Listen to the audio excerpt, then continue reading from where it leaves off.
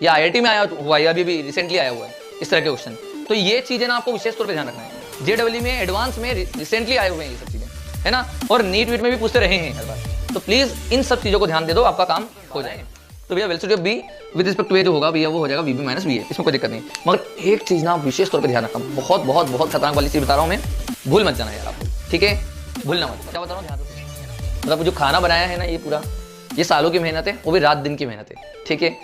और वो जो परोसना होता है ना, वो सिर्फ आपको खाना है भाई साहब, आपको कुछ ज़्यादा मेहनत नहीं करना है, ठीक है। आपको सिर्फ उठाया खा लिया, और वो भी अच्छे से, कोई दिक्कत नहीं। सारी मेहनत तो मैं कर लूँगा, आप चिंता मत करो यार। छोटी छोटी बातें हैं, बहुत इंपैक्ट करती हैं, प्लीज़ थोड़ा सा ध्यान दो, है ना। आपने कभी भी हाथी को काटते हुए नहीं देखा होगा, मच्छर काटते हुए हर कोई नहीं देखा है, और इंपैक्ट किसका होता है? मच्छरों का ही, आपको सबको पता है ना। हाथी नहीं काटता है, मच्छर काटता भाई साहब। और यहाँ पर वही बोल रहा हूँ मैं कि छोटा सा कॉन्सेप्ट है, मगर काट लेगा ना भाई साहब तो दिक्कत में आ जाओगे, ठीक है। तो इस चीज़ का विशेष तौर पे ध्यान रखना, और जीवन में ध्यान रखना, छोटी छोटी बातें को इग्नोर नहीं कर सकते। जो ज़्यादा छोटी, ये जो इंपैक्ट करने वाली बातें है ना, उसको कैजुअल मत ले लेना। ये जो मैं बोल रहा हूँ बेटा, उसको कैजुअल मत ले लेना। ऐसी होगी तो सर यहाँ पर ओमेगा स्क्वायर तो अंदर होता है ना, तो इसलिए हमने माइनस क्या लिख दिया, तो माइनस का ओमेगा स्क्वायर आर ER के, सिंपल है, ठीक है। फिर alpha r, sir alpha r यहाँ पर होगा टेंजेंशियल, तो बेटा ET का केप का मल्टीप्लाई कर दिया। तो ये अपने पास वेक्टर फॉर्म में बहुत इंपॉर्टेंट चीज हो गई है, इसको भूल मत जाना, मैं बता रहा हूँ अभी से। इस नाम भूल जाना खुद का, मगर ये मत भूल जाना, नाम भूल जाना भाई साहब, मगर ये मत भूल जाना, बहुत इंपॉर्टेंट चीजें ये सब चीजें जितना मैंने पढ़ा रखा है।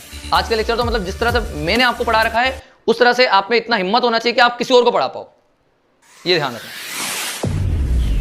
हेलो दोस्तों, मेरा नाम है आशीष सोनी, और आज हम शुरू करेंगे सर्कुलर मोशन का लेक्चर नंबर 3। तो दोस्तों आज का लेक्चर बहुत बहुत बहुत इंपॉर्टेंट होने वाला है, क्योंकि आज का जो लेक्चर है इसमें बहुत सारी चीजें हम पढ़ने वाले हैं। साथ ही आज का लेक्चर एक डिसाइडिंग लेक्चर है, और वो आपको एंड तक में समझ में आ जाएगा, ठीक है। याद रखना, ये बहुत कुछ डिसाइड करेगा आपके आगे के करियर के लिए, ठीक है। तो ध्यान रहे, आज का लेक्चर अच्छी तरह से पढ़ना है, प्रॉपर बढ़िया नोट्स बनाना है। कोई दिक्कत, कोई भी डाउट हो, बिल्कुल आप कमेंट में पूछिए, कोई दिक्कत नहीं है हमें, ठीक है। हम आपको सारे आंसर करेंगे। बस ये है कि आप आज का लेक्चर बहुत अच्छे से पढ़ना, और अगर आपने अच्छी तरह से फोकस होकर पढ़ लिया तो ये मेरी गारंटी है, आपको आगे की कहीं पर भी किसी भी चीज में दिक्कत नहीं आने वाली। आगे की कोई सी भी चीज में दिक्कत नहीं आएगी, ये मेरी गारंटी है। सर्कुलर मोशन से रिलेटेड तो कभी भी नहीं आने वाली, ठीक है।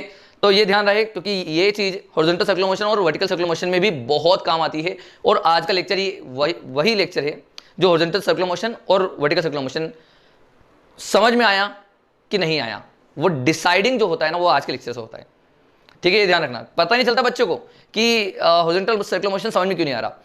कहानी कहां पर होती है? आज के लेक्चर में। बहुत क्रिटिकल लेक्चर है आज का। अगर आज का लेक्चर अच्छे से समझ में आ गया ना, तो बच्चों को कभी दिक्कत आती भी नहीं है। और बस मैं आपसे क्या बोल रहा हूं, समझ में आने वाली बात तो छोड़ो, तुम तो बस अच्छी तरह से आज का लेक्चर पढ़ लो, बाकी सब मुझ पे छोड़ दो। मैं गारंटी लेता हूं आपको पूरी A to Z कतरा कतरा समझ में आने वाला है आज के लेक्चर में, बस आप अच्छी तरह से देखो, ठीक है। तो चलिए शुरू करते हैं। तो दोस्तों लास्ट लेक्चर में हमने अभी तक क्या पढ़ लिया है, तो हम एक बार वो बात कर लेते हैं। तो देखो दोस्तों, अभी तक हमने angular position, angular displacement, angular velocity और एंगुलर एक्सेलरेशन हमने पढ़ लिया था। और एंगुलर डिस्प्लेसमेंट में हमने एक बहुत इंपॉर्टेंट चीज पढ़ी थी, आप सबको याद होगी, है ना, कि angular displacement is not a vector quantity, it is a scalar quantity, but infinitely small angular displacement can be taken is a vector quantity. इस तरह से मैंने आपको बहुत इंपॉर्टेंट चीज बता रखी थी, है ना। तो बेटा अपन ने एंगुलर की चीजें अपने कवर कर ली थी, कंप्लीट हो गया था। फिर अपन ने लीनियर की चीजें पहले ही पढ़ ली थी। तो अब हमने लेक्चर 2 में एंगुलर और लीनियर को मिक्स करा, और हमने वहां पर पढ़ा कि V equal to omega cross R होता है। V equal to omega cross R, और V ओमेगा और R तीनों आपस में एक दूसरे के परपेंडिकुलर होते हैं। ये बात आपको सबको अच्छी तरह से पता होगी, है ना। ये हमने नोट भी लिखवाया था कि V equal to omega cross R, ये आपको पता है। अच्छा, इसी चीज को डिफरेंशिएट करते हैं तो A equal to alpha R आ जाता है, जिसमें मैंने बोला था कि बेटा ये जो एक्सेलरेशन है वो AT होता है, मतलब टेंजेंशियल एक्सेलरेशन। कौन सा एक्सेलरेशन बेटा? Tangential acceleration. क्या इतनी बात क्लियर हो गई अपने को? इतनी बात क्लियर हो गई ना, यहां तक हमने पढ़ लिया था। और लास्ट में हमने कुछ 7 स्पेशल केस पढ़े थे, जिसका 8वां स्पेशल केस बहुत बहुत स्पेशल केस था, जो कि मैं आज आपको पढ़ाने वाला हूं, राइट। और ये बेटा एक स्पेशल केस ही नहीं, ये बहुत इंपॉर्टेंट कॉन्सेप्ट है जो कि आपको सीखना कंपलसरी है। ये सीखना ही चाहिए, आपको सीखना ही पड़ेगा, आप तो ये मानो, ठीक है क्या। आज का ये वाला जो कॉन्सेप्ट है बहुत अच्छे से सीखना है। और वैसे तो आज के सारे ही कॉन्सेप्ट बहुत अच्छे हैं, बहुत इंपॉर्टेंट है, मगर इसको केस 8 की तरह मत पढ़ो, ये बहुत बहुत इंपॉर्टेंट एक कॉन्सेप्ट भी है, इसकी तरह भी पढ़ना, ठीक है। ये बहुत ज्यादा इंपॉर्टेंट हो जाएगा आपके लिए। तो ठीक है, अब हम क्या पढ़ा रहे हैं तो ध्यान से सुनो। लास्ट लेक्चर के लास्ट टाइम पर मैंने आपको एक चीज बोली थी कि पार्टिकल एंगुलर वेलोसिटी जरूरी नहीं है कि तभी आएगी जब पार्टिकल सर्कल में घूम रहा हो, ये तब भी आ सकती है जब पार्टिकल लीनियर मोशन भी कर रहा हो। कैसे सर, कैसे? तो वो ऐसे, जैसे कि मान लो, आप लोग ध्यान से समझना, मान लो कि अपने पास एक पार्टिकल है यहाँ पर, ठीक है, यहाँ पर 20 स्पीड से जा रहा है और कुछ देर बाद वो यहाँ पर पहुंच जाएगा 20 स्पीड से, सही बात है ना, है ना, वो कॉन्स्टेंट स्पीड से जा रहा है तो हमने बोला कुछ देर बाद वो यहाँ पर पहुंच जाएगा, सही बात। और हम उसको अगर किसी भी एक पॉइंट से ऑब्जर्व करें तो ध्यान से समझो, मैंने आपको क्या बोला कि कोई भी पार्टिकल, ये जरूरी नहीं है कि एंगुलर वेलोसिटी तभी होगी जब वो सर्कल में घूम रहा हो, ये तब भी आ सकती है जब उस पार्टिकल का एंगल आपकी आंखों पे चेंज होता हो, उस पार्टिकल का एंगल आपकी आंखों पे चेंज होता हो, है ना। या फिर हम बोले कि कोई भी लीनियर मोशन को आप किसी स्टेशनरी पॉइंट से ऑब्जर्व कर रहे हो, क्या बोला मैंने, कोई भी लीनियर मोशन को आप किसी स्टेशनरी पॉइंट से ऑब्जर्व कर रहे हो, ये तब भी होता है, ठीक है। तो आप खुद देख सकते हो कि देखो पहले आपके पास ये बिल्कुल ऐसा था, पहले आपके पास ये ऐसा था, है ना, आप यहां से ऑब्जर्व कर रहे थे और ये वी वेलोसिटी से जा रहा था और यहां पर ये से परपेंडिकुलर था, राइट ना, राइट है ना। तो हम ऐसा मान सकते हैं ना बेटा कि देखो ये एक सर्कल बन जाएगा, है ना, सर्कल बन जाएगा जिसका ये सेंटर है और इस सेंटर से देखेंगे तो हम लिख सकते हैं इसका ओमेगा क्या है, इस इंस्टेंट पर उसका ओमेगा लिखा जा सकता है। मगर बेटा जब वो जैसे ही आगे बढ़ा, तुम खुद सोचना, तो यहां पर जब आया, यहां पर जब वो आया, ठीक है, यहां पर आया, तो अब मुझे बताओ क्या मैं अब इसका ओमेगा लिख सकता हूं क्या? पहले तो आप बोलोगे सर ओमेगा क्यों आएगा, पहले तो ये सोचो, मेरी बात ध्यान से समझना, ध्यान से समझो। कहानी क्या हो रही है कि जब ये पार्टिकल आगे बढ़ रहा है, सुनना, जैसे जैसे पार्टिकल आगे बढ़ेगा तो क्या तुम्हें अपने गर्दन घुमाना पड़ेगी इसको देखने के लिए। मैं अगर बोल रहा हूं कि इस पार्टिकल को तुम्हें देखना है तो भैया जैसे जैसे वो आगे बढ़ेगा, लीनियर मोशन करेगा, तो आपको अपनी गर्दन को भी तो घुमाना पड़ेगा ना, और आपके गर्दन को घुमाना ही तो एंगुलर वेलोसिटी है, यही तो हुआ ना एंगुलर वेलोसिटी, ठीक है ना। तो देखो लीनियर मोशन को ऑब्जर्व करने पर भी हमें एंगुलर वेलोसिटी मिल जाती है, क्यों? क्योंकि बेटा उसका एंगल चेंज हो रहा है ना, जैसे जब वो यहाँ पर था तो कुछ और बनेगा, यहाँ पर था तो कुछ और, यहाँ पर था तो कुछ और, यहाँ पर था कुछ और, तो इस तरह से एंगल चेंज हो रहा होगा। और मैं इसका थोड़ा सा एक बार आपको फील दिला देता हूँ जल्दी से, एक बार तुरंत, है ना, इसकी एक बार फील दिला देता हूँ आपको एक कॉन्सेप्ट से, जो कि आपको मैंने पहले भी बताया है। उस कॉन्सेप्ट को अपन फिर से एक बार रिवीजन कर लेते हैं जिससे आपको इसकी पूरी फीलिंग आ जाएगी अंदर से। भाई साहब फिजिक्स फील से आता है, ये बात ध्यान रखना। और IIT भी ना ये फीलिंग ही पूछ रहा है आजकल, वो कॉन्सेप्ट पर ही ध्यान देता है, वो ऐसा नहीं कि बिल्कुल इरोडो करोटो दे रहा है, ऐसा कुछ नहीं होता, हार्ड वर्ड कुछ नहीं आता IIT, है ना, IIT में कुछ ऐसा हार्ड नहीं आता, सब आता है कॉन्सेप्चुअल। कॉन्सेप्ट कितने मजबूत हैं आपके वो देखता है, आपको वो कॉन्सेप्ट से हिला देता है, समझ में आ रहा है। तो आपको ना बेटा ऑब्जर्वेशन बहुत तगड़ा होना चाहिए, किसी भी चीज़ को जब पढ़ो ना तो अपना ऑब्जर्वेशन बहुत तगड़ा होना चाहिए। और मेरा भी हमेशा से यही रहता है कि अगर मैं आपको कुछ भी चीज़ बता रहा हूँ तो मैं अपना खुद ऑब्जर्वेशन उसमें इतना अच्छा रखता, मतलब कर लेता हूँ पहले ही, और उसके बाद ही आपको परोसता हूँ। मतलब जो खाना बनाया है ना, ये पूरा ये सालों की मेहनत है, वो भी रात दिन की मेहनत है, ठीक है।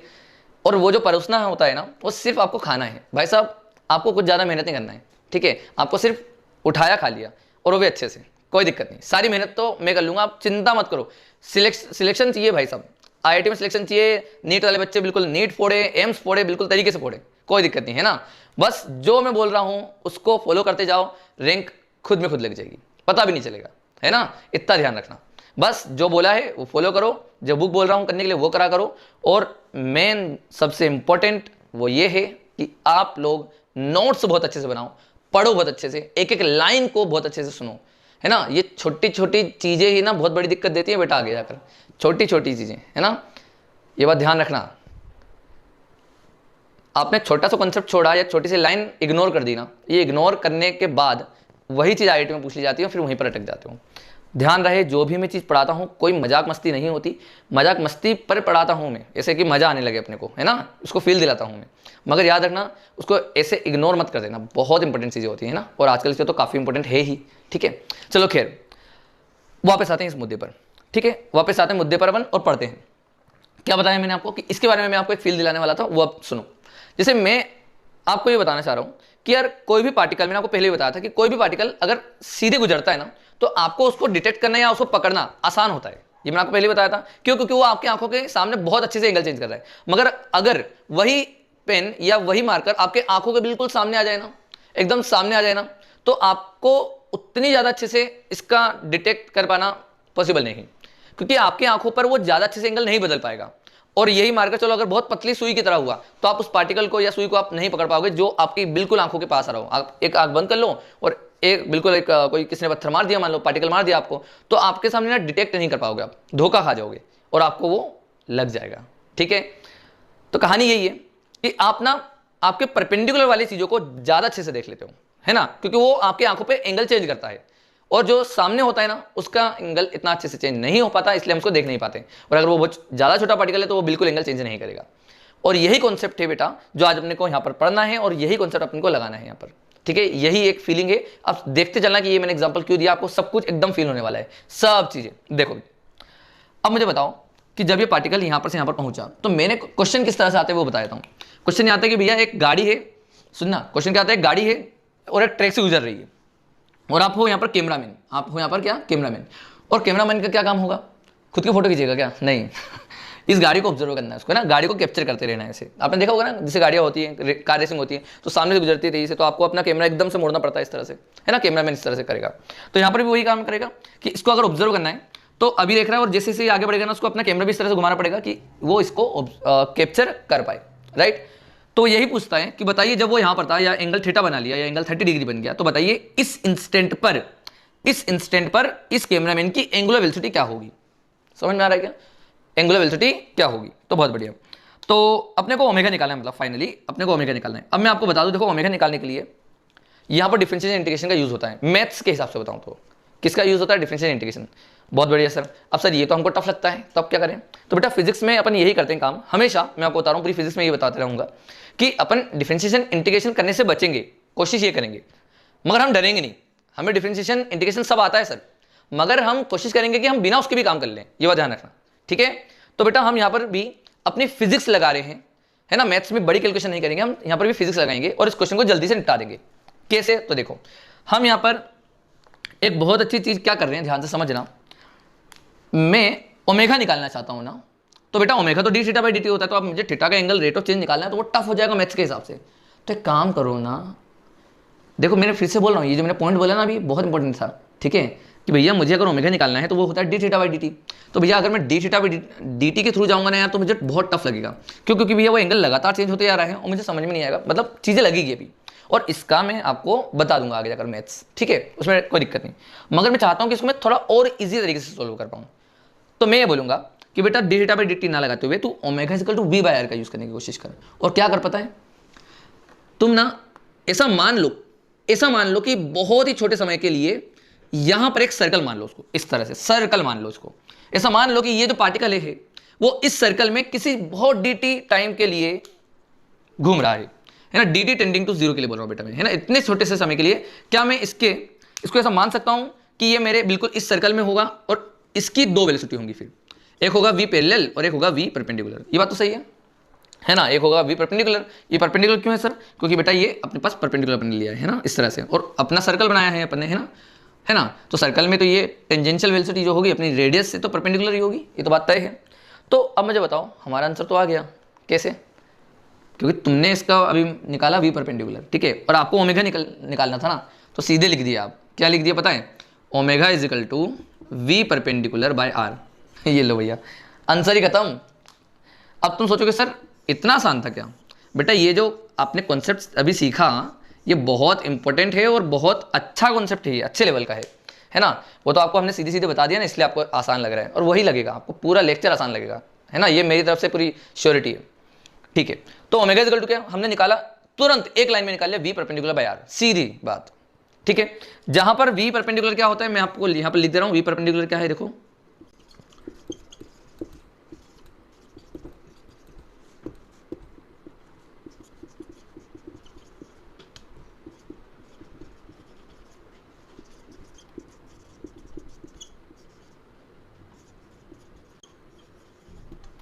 तो यहां पर v परपेंडिकुलर बच्चों क्या दिया है, component of relative velocity perpendicular to the line joining between the particle and observer. मतलब देखो अभी रिलेटिव वेलोसिटी मत बोलो, रिलेटिव वेलोसिटी मैं भी लिखवा दे रहा हूं, वो आगे आपको समझाने वाला हूं रिलेटिव वेलोसिटी। बस अभी ये समझो कि वेलोसिटी है कि कंपोनेंट ऑफ वेलोसिटी का कंपोनेंट लेना है perpendicular to the line joining के परपेंडिकुलर वाला लेना है, ठीक है। और मैंने क्यों लिया है ये, क्योंकि बेटा हमें इससे मतलब नहीं होगा। क्यों नहीं मतलब होगा सर, इससे क्यों नहीं मतलब है, ये भी तो था, इससे नहीं लेना है। क्यों नहीं लेना है, क्योंकि मैंने अभी आपको बताया कि हमारे लिए जो एंगल चेंज करता है वो होता है परपेंडिकुलर कंपोनेंट। जो हमारे आंखों के बिल्कुल सीधे आता है ना, उससे हमें कोई मतलब नहीं है, क्योंकि वो हमारे आंखों पर कोई एंगल चेंज नहीं करता। और अगर इस पार्टिकल को मुझे देखना हो तो मुझे कोई गर्दन घुमाने की जरूरत है क्या? अगर वो ऐसा जा रहा हो तो मुझे गर्दन घुमाने की जरूरत है क्या? नहीं। तो वहां पर ओमेगा होगा ही नहीं उसके कारण। किसके कारण होगा? सिर्फ और सिर्फ वी परपेंडिकुलर के कारण। सही बात है क्या? इतना इजी कॉन्सेप्ट है ना। तो ये हो जाएगा वी परपेंडिकुलर। इसका मतलब आपको समझ में आया ना, वेलोसिटी का कंपोनेंट लेना है परपेंडिकुलर टू द आर।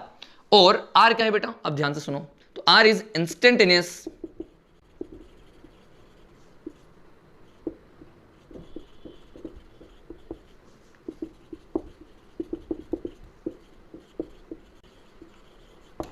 तो आर क्या है बेटा? Instantaneous separation between the particle and observer. Instantaneous separation between the particle and observer. उस इंस्टेंट पर, क्योंकि अपने बेटा सर्कल माना है, उस इंस्टेंट पर अपने सर्कल माना है, तो रेडियस वही हो जाएगी। रेडियस अपने पास वही हो जाएगी ना, आर मान लो, ये वाई हो जाएगा, मान लो ये वाई डिस्टेंस दिया था तो अपन ने माना ये आर हो गया। ठीक है, तो अपने पास क्या करना है? Omega equal to v by r, v perpendicular by r, omega equal to v perpendicular by r. और आर क्या है बेटा? Instantaneous separation between the particle and observer. और वी परपेंडिकुलर क्या है सर? सर वेलोसिटी का वो कंपोनेंट जो आर के परपेंडिकुलर हो। सिंपल सी बात है। क्लियर है? इतना आसान था ना, बड़ा आसान था। अब ध्यान रखना, इसमें आपको एक और चीज जो ध्यान रखना है, जो कि बच्चा गलती करता है जनरली, वो ये है कि वो कभी कभी ये लिख देता है omega equal to v by r perpendicular.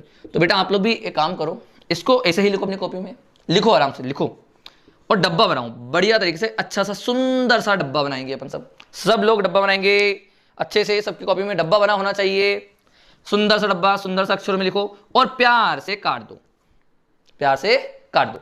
और बोलना भैया ये गलत है। ये बात ध्यान रखना, छोटी छोटी बातें हैं और वो बहुत इम्पैक्ट करती हैं। मैं आपको फिर से बोल रहा हूँ, छोटी छोटी बातें हैं, आईआईटी में सिलेक्शन रोक देती हैं, नीट में सिलेक्शन रोक देती हैं। इन्हीं चीज़ों को अपने को समझना है। और तुम में से कुछ बच्चे ये भी सोच रहे होंगे कि सर आपने फॉर्मूले से ज़्यादा तो स्टेटमेंट बड़ा कर दिया, फॉर्मूले से ज़्यादा तो स्टेटमेंट बड़ा कर दिया। तो यार ऐसा है ना दोस्तों, आईआईटी क्लियर करना है ना आप लोगों को, करना है ना नीट क्लियर, एम्स में रैंक मारनी है कि नहीं, करना है कि नहीं, ये सब चीज़ें करना है ना। तो जो मैं लिखवा रहा हूँ ना, ये बहुत इंपॉर्टेंट है, इसको ऐसा मत बोलो प्लीज़ यार। आप लोगों से मैं रिक्वेस्ट कर रहा हूँ कि ऐसा मत बोलो कि सर स्टेटमेंट बड़े क्यों रखे आपने। नहीं बेटा, ये तो सिर्फ फॉर्मूला है, कोई भी बता देगा।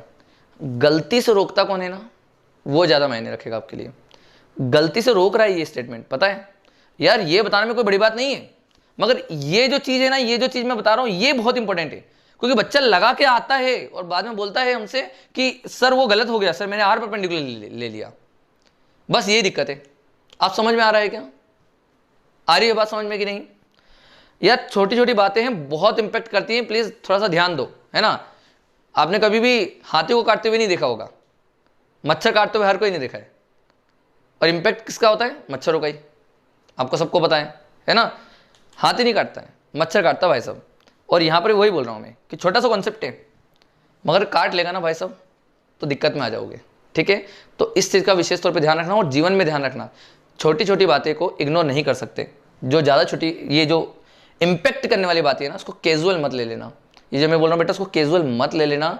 मैं अभी फिर से बोल रहा हूँ, है ना, कैजुअल नहीं लेना है हमें इन सब चीज़ों को। जो मैं लिखवा रहा हूँ वो बहुत इंपॉर्टेंट है। मेरी कही गई हर बात मैं मजाक मस्ती में जो बता देता हूँ ना आपको कभी कभी कि ये वो सब बहुत इंपॉर्टेंट भी होती है।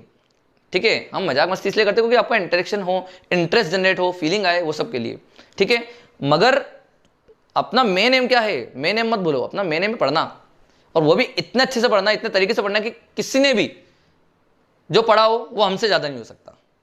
और मैं ये श्योरिटी दे रहा हूँ आपको कि आप लोगों ने मेरा कंटेंट पढ़ लिया है ना, अगर पूरा 11 से लेकर 12 तक, सिलेक्शन तो मतलब छोड़ो, आप रैंक की बात करो अब तो। ठीक है, रैंक की बात करो आप लोग। ठीक है, चलो खैर जल्दी से आते हैं वापस से मुद्दे पर और पढ़ाई करते हैं। ठीक है सर, आज ना बहुत सारी बातें हो रही है, सब इंपॉर्टेंट बातें हैं, मुझे बोलना ज़रूरी पड़ेगा यहाँ पर, है ना। ये सब चीज़ें इंपॉर्टेंट ही है, जो आपको गलती से रोकने के लिए भी बोल रहा हूँ, सब इंपॉर्टेंट है यहाँ पर। ठीक है, बोलना ज़रूरी पड़ जाता है कभी कभी। चलो खैर, नहीं तो आप लोगों ने कई बार ऐसे ऑब्जर्व भी करा होगा कि 1.5 घंटे के लेक्चर में भी मैंने कभी ऐसे बकवास नहीं करी, मगर कभी कभी छोटे से लेक्चर में भी मुझे बहुत सही चीज़ बताना पड़ जाती है ना। उसका रीज़न यही है कि जब इंपॉर्टेंट है तो भैया है, उसका आप भी कुछ नहीं कर सकते, मैं भी कुछ नहीं कर सकता। मैं पढ़ा सकता हूँ बढ़िया तरीके से, आप पढ़ सकते हो अच्छे से। ठीक है, ठीक है, चलिए। तो बेटा अभी अपने क्या क्या पढ़ लिया, ध्यान से जल्दी से मुझे बताओ क्या क्या अपन ने पढ़ा है। तो सर हम लोगों ने लीनियर मोशन करने वाले पार्टिकल को अगर ऑब्जर्व करना हो तो सर हमें एंगुलर वेलोसिटी चाहिए पड़ेगी।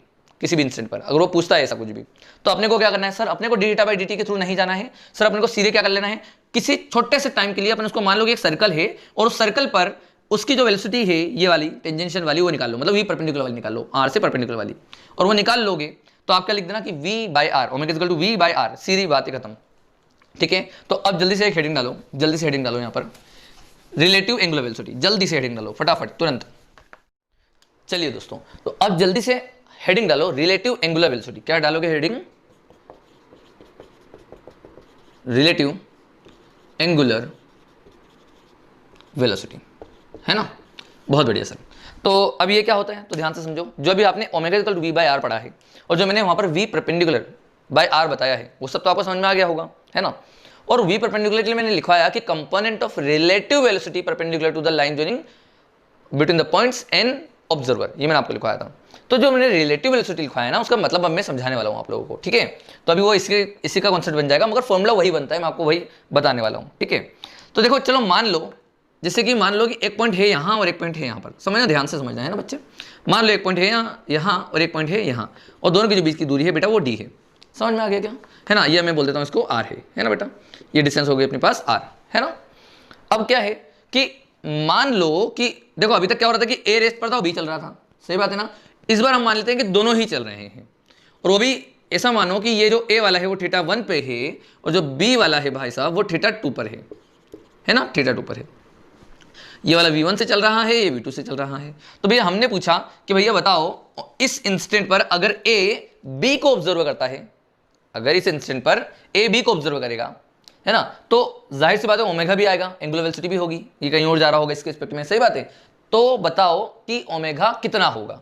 अब देखा जाए मैथ्स के हिसाब से तो बहुत टफ हो जाएगा, ठीक है, मगर अभी फिजिक्स के हिसाब से बहुत ईजी हो जाएगा। देखो आपको क्या बताना है भाई साहब, omega B with respect to A, ये आपको बताना है, ठीक है ना, omega B with respect to A. बहुत बढ़िया सर, क्या करें सर, बहुत इजी सर, आप सिंपल सी बात है ना सर, आप इसको रोक दो, ठीक है सर। पहले तो एक काम करें सर, इसकी वेलोसिटी बना दो, है ना सर। ये हो जाएगा v1 का cos थीटा 1, है ना सर, और ये हो जाएगा सर v1 का sin थीटा 1। उसी तरह से सर ये वाला भी हो जाएगा v2 का sin थीटा 2, और ये वाला हो जाएगा सर v2 का cos थीटा 2। बहुत बढ़िया सर, ये हो जाएगा हमारे पास, है ना। और अब अगर भैया हमें omega equal to v by r बताना है, तो सुनो मेरी बात, आपने बोला कि विथ रिस्पेक्ट टू ए बताओ, तो अपना क्या कॉन्सेप्ट होता है कि ए को मान लो रेस्ट पर, ए को मान लो रेस्ट पर। तो भैया अपन ने मान लिया ए को रेस्ट पर, है ना भाई साहब, ए को रेस्ट पर मान लिया। तो यहाँ पर अपने पॉइंट बनाया और ये अपने पास लाइन बन गई यहाँ पर। अब ए को रेस्ट पर मान लिया भैया, ये ए ये बी, है ना, और ए को मान लिया बेटा अपन ने रेस्ट पे, है ना, इसको मान लिया रेस्ट में। तो भाई साहब ए की वेलोसिटी पलट के बी को दे देंगे, फिर तो ये अपना कॉन्सेप्ट बोलता था हर बार, है ना। तो भैया ए की वेलोसिटी पलट के बी को दे देंगे, तो सुनो इसकी ये वाली वेलोसिटी पलट के दोगे तो ये इधर आएगी, तो ऊपर की तरफ क्या बन जाएगा बताओ, जल्दी बताओ, ऊपर की तरफ क्या बन जाएगा बताओ बताओ। ये हो जाएगा sir v2 sin theta 2 minus v1 sin theta 1, ये बन जाएगा, सही बात है। और एक इधर वाला बनेगा आगे की तरफ, क्या बनेगा v2 cos theta 2 minus v1 cos theta 1, है ना, v2 cos theta 2 minus v1 cos theta 1, है ना बेटा। अब एक काम करते हैं, अब देख रहे होंगे कि देखो ये कॉन्सेप्ट तो बिल्कुल वैसा ही बन गया कि जैसे अभी हमने थोड़ी देर पहले पढ़ा था कि एक कंपोनेंट परपेंडिकुलर होता है और एक कंपोनेंट अलोंग होता है। तो अलोंग वाले से हमें कोई मतलब नहीं है, हमें मतलब है बेटा किससे, वी परपेंडिकुलर वाले से, इससे मतलब रहेगा भाई साहब, किससे मतलब रहेगा, इससे मतलब रहेगा, है ना। अब हमें लिखना है omega equal to v by r, तो भैया लिख दो, सिंपल सी बात है कि omega equal to v by r, तो बेटा वी परपेंडिकुलर बाई आर लिख दो, सीधी बात है। तो भैया वी परपेंडिकुलर बाय आर, समझ में आया क्या, है ना। और एक काम करो ना, क्योंकि मैं वी परपेंडिकुलर बाय आर लिखूंगा तो मुझे लिखना पड़ेगा v2 sin थीटा 2 माइनस ये। अब हो सकता है कि v1 sin थीटा 1 बड़ा हो, सही बात है, तो ये चीज नीचे आ जाएगी। तो इसलिए एक काम करते हैं अपन के पास, तो क्योंकि ओमेगा है ना, तो आप ना मैग्नीट्यूड लिख दो ना उसका, नेट कर दो, नेट उसका जो भी आंसर आएगा, तो ओमेगा का जो मैग्नीट्यूड है वो तो सही आएगा अपना, सही बात है क्या। तो भाई साहब अपने को बात समझ में आ गई कि ओमेगा इक्वल टू, ओमेगा निकालना है रिलेटिव वाले क्वेश्चन में, तो सेम वो भी इसी तरह से निकाला जा सकता है, omega equal to v by r. और वी को मैंने क्या लिखा, रिलेटिव वेलोसिटी, मैंने बताया ना component of relative velocity perpendicular to line joining between particle and observer, काम खत्म। कितना आसान हो गया ये वाला कॉन्सेप्ट, सही बात है ना। अच्छा चलो, तो भैया ये इसको लिख देना, यहाँ पर बहुत इंपॉर्टेंट है, ठीक है, स्टार मार्क कर देना, ठीक है, जो हमने बताया यहाँ पर बहुत इंपॉर्टेंट है ये चीज़, और वैसे भी आपको पहले बता दिया है, मगर ये जो कॉन्सेप्ट अभी सिखाया कि अपने को कभी भी करना हो तो ध्यान रहे अपने को इस वाले से कभी भी मतलब नहीं है, अपने को सिर्फ मतलब है बेटा, तो वो किससे है, परपेंडिकुलर वाले से। अच्छा, यहाँ पर एक पॉइंट और मैं आपको ऐड करवा रहा हूँ, है ना, ध्यान से समझना। अच्छा, ये जो वेलोसिटी है इसको आप क्या बोलोगे, बताओ, इन दोनों को क्या बोलोगे? सर ये बी वाले की परपेंडिकुलर वेलोसिटी है, ये वाली ए वाले की परपेंडिकुलर वेलोसिटी है, तो सर यहाँ पर बी वाले की वेलोसिटी माइनस ए वाले की वेलोसिटी आ रही है परपेंडिकुलर। तो बेटा ये तो कुछ वैसे बन गया ना कि ये v B minus we a, या मैं बोलूँ वी बी ए, जैसे आप लोगों को याद हो तो भैया आप लोगों ने यहाँ पर पढ़ा हुआ ना कि velocity of B with respect to a is equal to v B minus we a होता है। तो भैया कोई दिक्कत नहीं, असलियत में ये सब चीज़ें यहीं से तो निकली है, कॉन्सेप्ट यहीं से तो बाहर आए। तो भैया velocity of B with respect to A जो होगा भैया वो हो जाएगा V B minus we A, इसमें कोई दिक्कत नहीं। मगर एक चीज़ ना विशेष तौर पर ध्यान रखना, बहुत बहुत बहुत खतरनाक वाली चीज़ बता रहा हूँ मैं, भूल मत जाना यार आप लोग, ठीक है, भूलना मत, क्या बता रहा हूँ ध्यान से सुनना, है ना। V B minus v b a is equal to v B minus we a, ये लिख लो, कोई दिक्कत नहीं है। मगर omega b a is equal to omega b minus omega a, अगर आप ये लिखने के लिए बोलो हमको, अगर आप हमें ये लिखने के लिए बोलो तो मैं आपसे एक ही बात बोलूंगा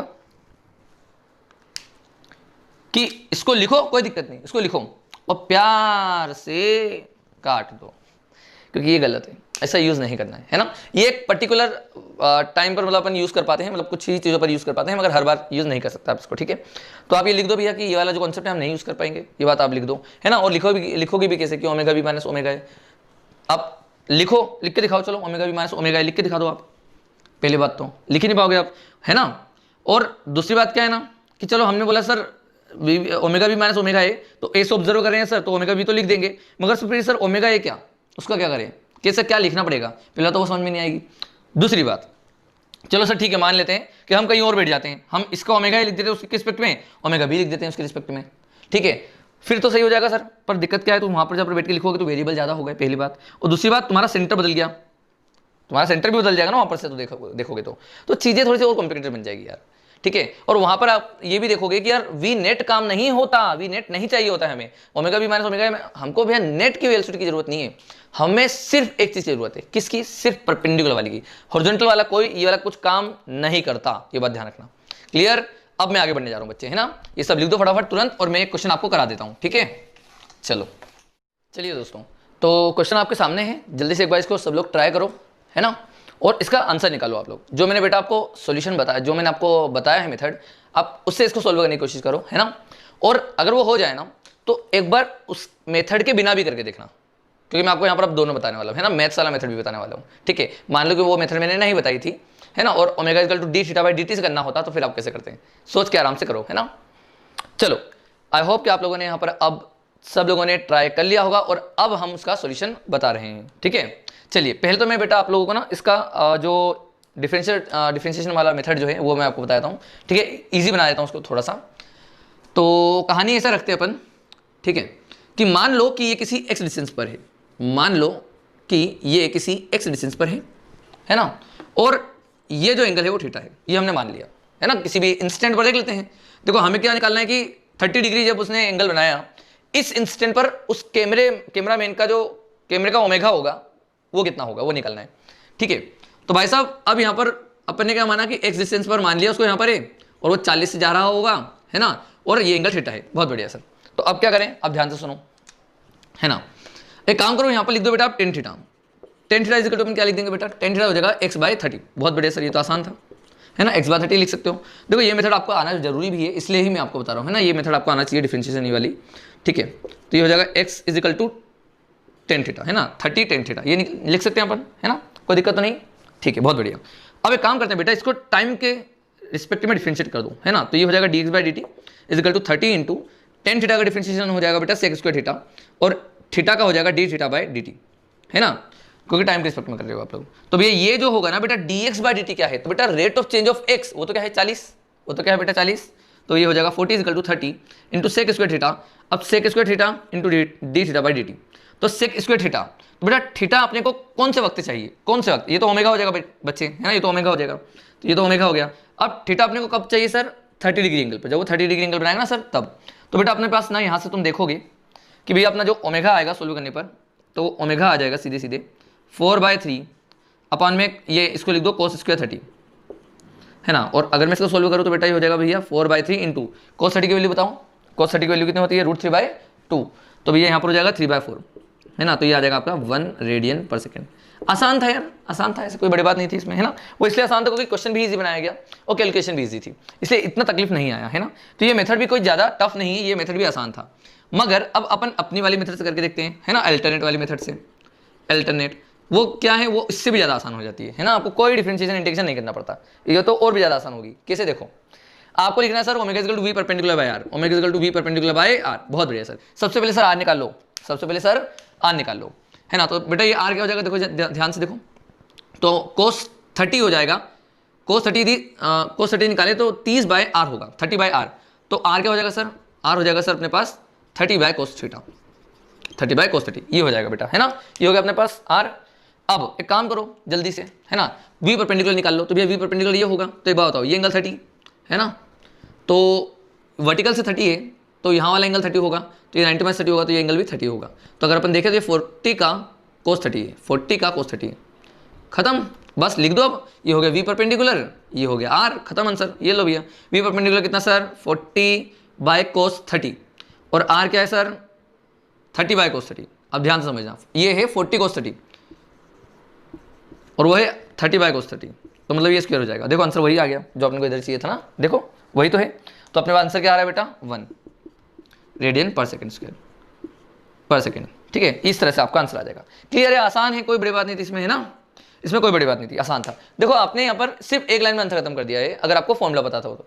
और अगर इसमें रिलेटिव मोशन होने लगता, मेरी बात ध्यान से सुनो, अगर कैमरामैन भी दौड़ता ऐसे दौड़ते हुए जाता तो फिर तकलीफ आती ना आपको, यहाँ पर थोड़ी सी तकलीफ आ जाती ना। मगर अपने लिए तो कोई तकलीफ ही नहीं थी, अगर वो दौड़ता तो हम भैया पहले रोकते, वेलोसिटी पलट के देते और सोल्व कर देते, आंसर का खत्म। आसान है, ठीक है, इसलिए मैंने आपको ये वाला मेथड सिखाया है, ठीक है। चलिए अब अपन पढ़ते हैं बहुत ही इंपॉर्टेंट चीज जो इसके बाद आने वाली है, ठीक है। चलिए दोस्तों, अब तैयार हो जाइए, क्योंकि अब जो हम पढ़ने वाले हैं वही है असलियत में सर्कुलर मोशन, ठीक है। मैंने जैसे आपको स्टार्टिंग में बताया था कि आज का लेक्चर जो होगा वो डिसाइडिंग लेक्चर है, वो इस कॉन्सेप्ट से चालू होगा, मतलब अब से चालू होगा, ध्यान से समझना, है ना। और जो इसके पहले कॉन्सेप्ट बताया था वो भी इंपॉर्टेंट तो था ही, वो तो बहुत इंपॉर्टेंट था, वो IIT में भी आया है, तो वो तो करना ही है आपको अच्छे से, ठीक है। मगर अब जो होगा चालू बेटा, वो सब जगह काम आने वाला है, हर जगह पर। अभी तक आप लोग मान लो कि 100 में से, मैंने आपको क्या बताया, 100 में से 30 क्वेश्चन कर पा रहे थे, मगर अब जो मैं पढ़ाने वाला हूँ उसको कर लिया तो लगभग आप 100 में से 95 क्वेश्चन करने लगोगे, मतलब 95, 100 में से 95 आप क्वेश्चन बनाने लगोगे, है ना। और फिर इस कॉन्सेप्ट के बाद अगले लेक्चर में आपको एक छोटा सा कॉन्सेप्ट होगा, मैं आपको वो पढ़ा दूंगा, देन फिनिश, ठीक है। चलिए, तो सब लोग पहले तो हेडिंग डालो सर्कुलर मोशन में, सर्कुलर मोशन। और यहाँ पर दोस्तों आप लोगों को सबको पता होगा कि यहाँ पर मैंने आपको दो चीज़ें यहाँ पर बताई थी। सर्कुलर मोशन दो तरीके के होते हैं, है ना बेटा, सबको पता है। एक क्या होता है यूनिफॉर्म सर्कुलर मोशन और एक होता है नॉन यूनिफॉर्म सर्कुलर मोशन, है ना, सबको बात पता है ना ये। तो एक होता है यूनिफॉर्म सर्कुलर मोशन और एक होता है नॉन यूनिफॉर्म सर्कुलर मोशन, ठीक है। आप पूरा नाम लिखना, हम बस अभी यहाँ पर इस तरह से लिख रहे हैं शॉर्ट में, आप पूरा नाम लिखना, यूनिफॉर्म सर्कुलर मोशन और नॉन यूनिफॉर्म सर्कुलर मोशन दोनों। अच्छा दोस्तों, अभी तक हमने क्या क्या पढ़ा सर, हमने एंगुलर की सारी चीज़ें पढ़ ली हैं, लीनियर की सारी चीज़ें पढ़ ली हैं, फिर एंगुलर और लीनियर में रिलेशन भी पढ़ लिए हैं सारे के सारे, है ना। v = omega r, at = alpha r, at मतलब टेंजेंशियल एक्सेलरेशन, है ना, at = अल्फा r, ये भी पढ़ लिया है। और omega = v perpendicular by r अभी भी मैंने आपको पढ़ा दिया, जो कि बहुत इंपॉर्टेंट था, ठीक है। अब जो पढ़ने वाले हैं उसका ध्यान से, अब जितना भी पढ़ा है ना सबको यहाँ पर लगाना है, ठीक है। अब हम यहाँ पर दोनों सर्कुलर मोशन को एकदम ऑब्जर्व करेंगे और सारी चीजें यहाँ पर लगा देंगे। चलिए शुरू करते हैं। पहली बात तो ये है कि यूनिफॉर्म सर्कुलर मोशन में क्या होता है, पहले आप मेनली वो बताओ। सर ओमेगा कांस्टेंट होता है, सर अल्फा 0 होता है, सर ये दोनों चीज़ तो सबसे मेन है यहाँ पर जो हम बोलते हैं, है ना, ये दोनों सबसे मेन होती है चीज़ें। सर यहाँ पर क्या होती है, फिर यहाँ पर बेटा अपन ये बोल देते हैं कि देखो ओमेगा जो है वो कांस्टेंट नहीं है ना, और अल्फा जो है वो 0 नहीं है। अल्फा भी कुछ ना कुछ वैल्यू तो हो, अल्फा चाहे कांस्टेंट नंबर ही हो मगर कुछ तो हो ही, तो अपने पास ये आ जाएगा, है ना, ये मेनली अपन बोलते हैं। अच्छा सर और क्या कॉन्सेप्ट होते हैं इसके अंदर, बताओ ना सर। तो देखो भैया, अब आपको मैं यहाँ पर बताऊँ तो देखो, एक तो ये चीज़ है कि देखो स्पीड यहाँ पर कांस्टेंट होती है, स्पीड यहाँ पर कांस्टेंट होती है ना, मतलब मैं बोल रहा हूँ बेटा मोड ऑफ v, वेलोसिटी का वेक्टर का मोड, है ना। और इसी तरह से एक्सेलरेशन के मोड को मैं बताऊं तो वो भी बेटा यहाँ पर मैग्नीट्यूड ऑफ एक्सेलरेशन लिख रहा हूँ, है ना, मैं मैग्नीट्यूड ऑफ एक्सेलरेशन भी यहाँ पर कांस्टेंट ही होता है। ये लिखते चलो बेटा, है ना, यूनिफॉर्म सर्कुलर मोशन में ऑलरेडी मैंने आपको पहले भी बताया, मगर फिर भी लिखो। तो ये हो गया मैग्नीट्यूड ऑफ एक्सेलरेशन भी कांस्टेंट होता है। अब ये तो भैया कांस्टेंट हो गया चीज़ें, ठीक है सर। वेरिएबल क्या है, तो बोलना वेलोसिटी वेक्टर। अगर वेक्टर वाइज देखो तो वेलोसिटी वेक्टर वेरिएबल है और एक्सेलरेशन वेरिएबल है, मतलब ये जो है वो वेरी करती है, ठीक है बेटा, ये चीज़ें वेरिएबल है, ठीक है। यहाँ पर की बात करो तो बेटा यहाँ पर ना स्पीड हो, ठीक है, एक्सेलरेशन का मोड हो, एक्सेलरेशन हो, वेलोसिटी हो, चाहे कुछ भी हो, यहाँ सब वेरिएबल है, ठीक है, यहाँ पर सब वेरिएबल है, ठीक है भाई साहब। यहाँ पर कोई भी चीज़ ऐसी कॉन्स्टेंट नहीं होती। नॉन यूनिफॉर्म सर्कुलर मोशन में भैया कुछ कॉन्स्टेंट नहीं होता, है ना। मैंने आपको सब चीज़ यहाँ पर बता दी है ऑलरेडी, इसको आप ध्यान से देखते रहना। अच्छा, क्या होता है इन दोनों में अंतर अगर मैं बात करूँ तो ये बिल्कुल वैसा है जैसे कि अगर आप साइकिल चला रहे हो और एक सर्कल में घूम रहे हो, ठीक है, बड़ा सा टर्न है, सर्कल में आपको घूमना है, तो अगर आप साइकिल घुमा रहे हो विद कॉन्स्टेंट स्पीड, है ना, आपने पेडल मार लिए थे पहले और उसी स्पीड से अब पेडल नहीं मार रहे हो, अब उसी स्पीड से पूरा सर्कल आपने गोल घूम लिया, ठीक है, ये हो गया uniform circular motion. Non uniform कौन सा है सर, अगर आप उसमें पेडल मारते मारते उस सर्कल में घूम रहे हो तो वो है नॉन यूनिफॉर्म सर्कुलर मोशन, है ना, जिसमें आपकी स्पीड और ये सब वेरिएबल होगा। तो जल्दी से आप इसको उतारो, ये सब मैंने आपको पहले भी पढ़ा दिया है ना। और अब हेडिंग डालो सबसे पहले यूनिफॉर्म सर्कुलर मोशन, पहले मैं आपको वो एक्सप्लेन कर देता हूं और फिर अपन नॉन यूनिफॉर्म सर्कुलर मोशन करके इस लेक्चर को खत्म कर देंगे, ठीक है सर, बहुत बढ़िया। देखो हेडिंग डालो यूनिफॉर्म सर्कुलर मोशन, बहुत अच्छे सर, हाँ भैया, यूनिफॉर्म सर्कुलर मोशन। अब ध्यान से समझना बेटा, इसमें ना मैं आपसे एकदम मुद्दे वाली बात करूंगा, कोई बकवास नहीं, अपन सीधे सीधे मुद्दे वाली बात पर आते हैं, क्योंकि यहां पर चीजें टफ होती हैं, चीजें टफ लगती हैं, एक्चुअली होती नहीं है, लगती हैं। लोग पढ़ के आते हैं कहीं भी या कुछ भी पढ़ते हैं, वो टफ लगता है। मेरी बात ध्यान से सुनो, आपको एक रत्ती भर का टफ नहीं लगेगा, बस अब कान खोल के सुनते चलना, ठीक। चलिए, पहली बात तो भैया अपन ने बनाया सर्कल, ये बनाया सर्कल, है ना, और यहां पर अपन क्या बोल रहे हैं भैया कि सर ये है uniform circular motion, uniform circular motion, बहुत अच्छे sir. Sir uniform circular motion देखते ही हमारे दिमाग में क्या आती है बात, दो चीजें आ जाती सर, ओमेगा कांस्टेंट है और अल्फा जीरो है सर, अल्फा जीरो है सर, ये हमारे दिमाग में, इसको देखते ही सर पल्ले पड़ जाना चाहिए, ये दिमाग में आ जाना चाहिए, है ना, ये देखते ही यूनिफॉर्म सर्कुलर मोशन मतलब ये दोनों तो हो जाएंगे, ठीक है। चलो बहुत अच्छी बात है सर। अब मुझे एक बात बताओ दोस्तों, अभी जो मैंने लिखवाया ना, अभी जो तुमको यूनिफॉर्म सर्कुलर मोशन में लिखवाया था, सब चीज़ें क्लियर होंगी। अब देखो एक बात बताओ दोस्तों, ये स्पीड v है और यूनिफॉर्म सर्कुलर मोशन में हम बोलते हैं कि ये कांस्टेंट स्पीड से दौड़ेगा, सही बात है ना।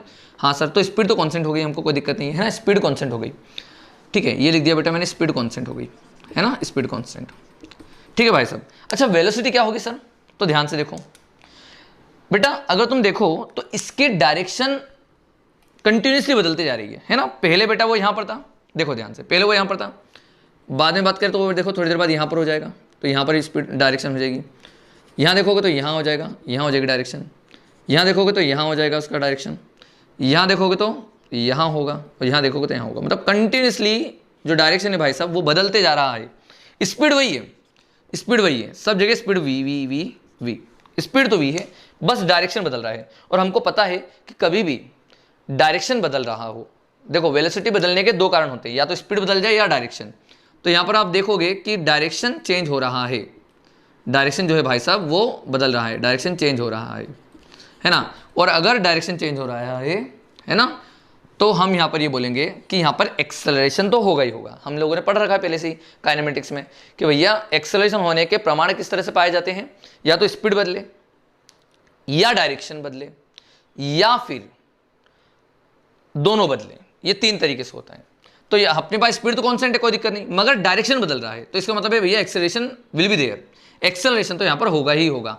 अब मुझे एक बात बताओ, आपने ये भी पढ़ा है और मैंने अभी सर्कुलर मोशन में भी पढ़ाया था लेक्चर 1 में, है ना, कि जब स्पीड बढ़ानी हो तो एक्सेलरेशन वेलोसिटी के डायरेक्शन में होता है, स्पीड घटानी हो तो एक्सेलरेशन वेलोसिटी के अपोजिट में होता है, और स्पीड कांस्टेंट रखनी हो, ठीक है, तो उसमें एक केस ये होता है कि हमारे पास वेलोसिटी इधर होगी और एक्सेलरेशन जो होगा ना बच्चे वो परपेंडिकुलर होगा। तो यहाँ पर भी तुमको क्या यही दिख रहा है भैया, हमने पढ़ा कि इसमें तो एक्सेलरेशन होगा, ये बात तो सही है, ये बात तो सही है ना, एक्सेलरेशन तो होगा। अब एक्सेलरेशन कहाँ होगा, तो अब हमने तुरंत जान लिया, यहाँ पर परपेंडिकुलर होगा सर, परपेंडिकुलर, समझ में आ रही बात, परपेंडिकुलर होगा। और क्यों होगा, क्योंकि सर इसी चीज में तो आपने बताया था कि सर ये चीज जो डायरेक्शन चेंज करता है, इस वाली चीज में मैग्नीट्यूड चेंज नहीं होता, और वही चीज यहां पर भी हो रही है। तो दोस्तों एक बात बताओ, यहां पर देखोगे और इसी चीज को हम बोलते क्या है, मैं बता देता हूं आपको। जो एक्सेलरेशन लगेगा ना बेटा, वही इसी एक्सेलरेशन को हम यहां पर बोलते हैं ए आर या ए सी, दोनों में से कुछ भी बोल सकते हो आप, है ना। और इसी को हम बोलते हैं एक्सेलरेशन। तो ए आर बोलो या बोलो उसको ए सी, है ना, ए सी। सेंट्रीपिटल एक्सेलरेशन बोलो या रेडियल एक्सेलरेशन बोलो, बात एक ही है, जिसका फॉर्मूला होता है बेटा v²/r, ω²r और v ओमेगा। ये 3 फॉर्मूले बनाए जाते हैं अपने पास, ये जो 3 है, 1 2 3, v²/r, ω²r और v ओमेगा। और ध्यान रहे आप लोगों ने, वैसे तो सब लोगों ने v²/r सब लोगों ने पढ़ा होगा, जीवन में देखा होगा, mv²/r, है ना, सेंट्रीपिटल होता है, उसमें कोई दिक्कत नहीं है ना। इसको क्या लिख दिया अपन, या तो अपन इसको बोलो रेडियल एक्सेलरेशन, ठीक है, या हम बोले उसको सेंट्रीपिटल एक्सेलरेशन, है ना।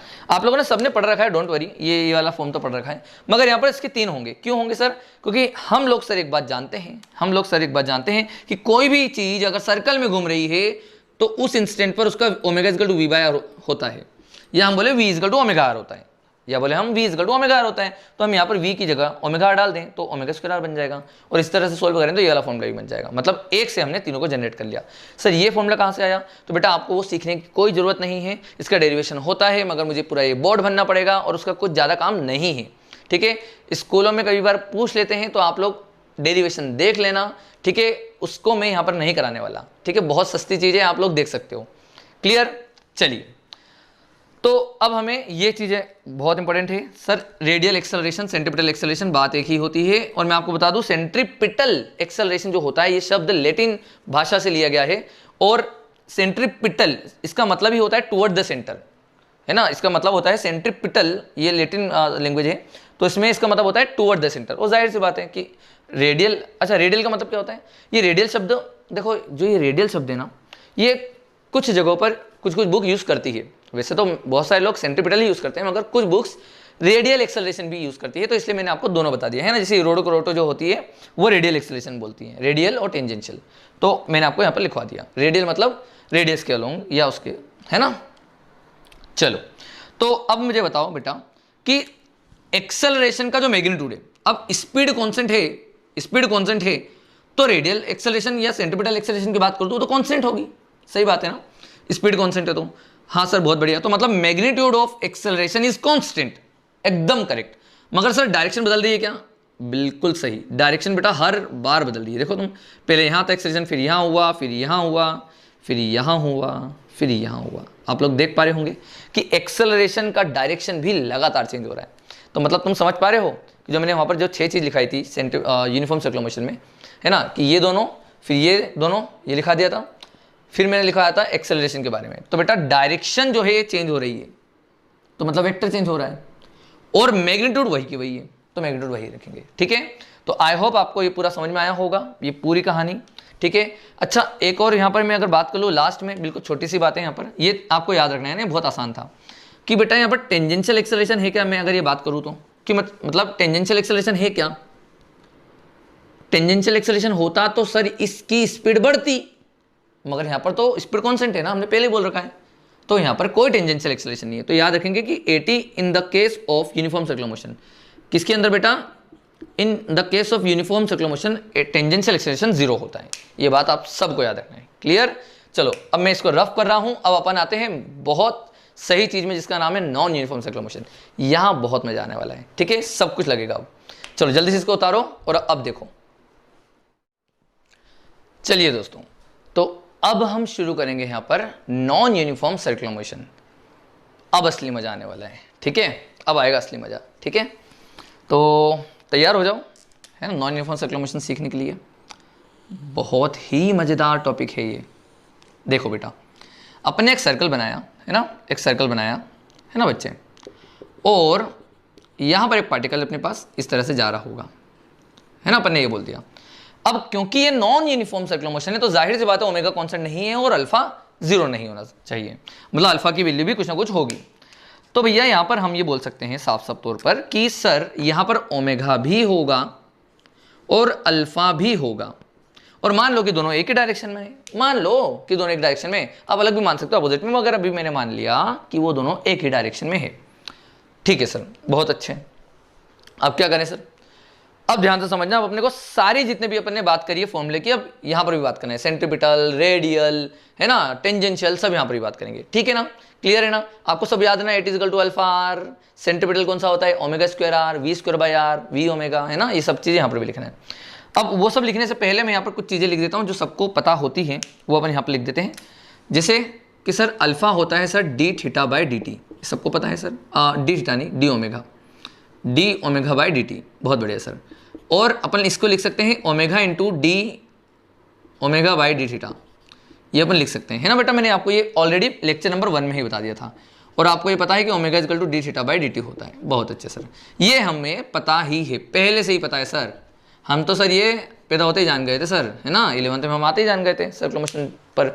ठीक है सर, बड़ा आसान, ये तो हमें पता है। ठीक है, अब अपन बात कर लेते हैं कुछ चीज़ों की, है ना, जैसे अपने पास यहाँ पर एक बात बताओ, अगर किसी इंस्टेंट पर इसका एंगुलर वेलोसिटी ओमेगा है ना, ऐसा मान लो कि ये रेस पर थी या ये पार्टिकल रेस पर था और गोल इसने अल्फा से घूमना शुरू करा, अल्फा ने इसको एक्सेलरेट करवाया और घूमते घूमते घूमते घूमते मान लो एक वक्त ऐसा आया जिसमें इसकी स्पीड v और एंगुलर स्पीड ओमेगा थी। सही बात है, बहुत बढ़िया सर।